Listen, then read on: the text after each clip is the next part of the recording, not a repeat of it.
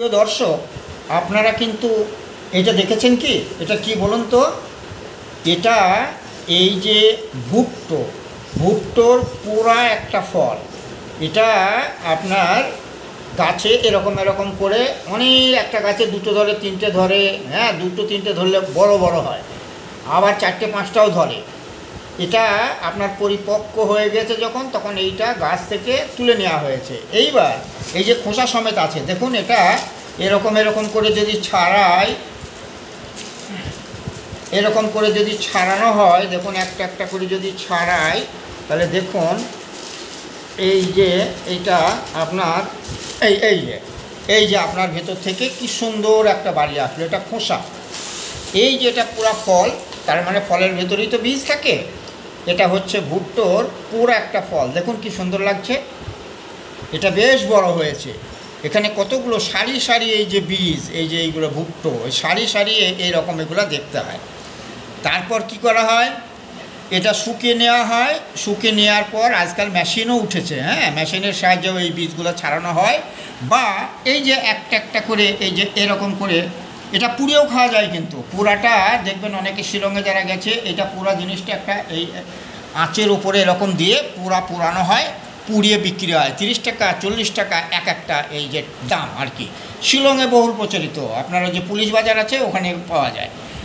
আর এইগুলো এই একটা একটা করে দানা, এই দেখুন একটা একটা করে দানা এই যে খুলে নেওয়া হয়, দেখেছেন? এই যে একটা করে দানা, অনেক দানা আছে এখানে, এই যে ভুট্টোর দানা। আচ্ছা, সঙ্গে একটা প্রশ্ন করি, এই যে ভুট্টো, এটা কোন ধরনের খাবার বলুন তো? শর্করা, প্রোটিন না ফ্যাট জাতীয় খাদ্য? এটা কিন্তু শর্করা জাতীয় খাদ্য। যেমন আমরা ভাত খাই, রুটি খাই, এই যে অনেকে ভুট্টোর ছাতু খায়, এগুলো কিন্তু শর্করা জাতীয় খাদ্য। খাদ্য তো 3 প্রকার। প্রোটিন জাতীয় খাদ্য দামি দামি খাবারগুলো, বুঝলেন? যেমন কি সেগুলো মাছ, মাংস, ডিম।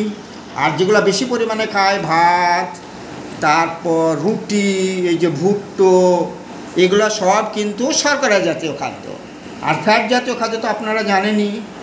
ফ্যাট জাতীয় খাদ্য মানে তৈল জাতীয় খাদ্য, সর্ষের তেল, ঘি, বিভিন্ন ধরনের তেলগুলো। তাহলে এটা কিন্তু শর্করা জাতীয় খাদ্য। তাহলে প্রশ্ন হতে পারে এখানে যে নিচের কোনটি শর্করা জাতীয় খাদ্য? দেওয়া আছে আপনার ভুট্টো দেওয়া আছে, আপনার দেওয়া আছে সর্ষের তেল দেওয়া আছে, আপনার ডিম, মাংস দেওয়া আছে। তাহলে শর্করা জাতীয় খাদ্য কোনটা হবে? এইটা। বা এটাকে শ্বেতসার জাতীয় খাদ্যও বলা হয়। এটা ক্লাস 9-10-এ আছে আর কি, খাদ্যের যে প্রকারভেদ। ঠিক আছে, এইবার এই যে ভিডিওটা, এই যে দেখুন এখানে দানাগুলো কি সুন্দর হয়েছে, দেখুন এই যে মোটা মোটা দানা। এগুলো আপনার ভেজেও খাওয়া যায়, খইয়ের মতো বেশ বড় বড় হয়, বেশ বড় বড় হবে, এইগুলা আপনার খাওয়া যায়। আর সবচেয়ে ভালো দেখুন এটা কি সুন্দর চেহারা লাগছে, এটা দেখতেও একটা বাহারি জিনিস, তাই নয় কি?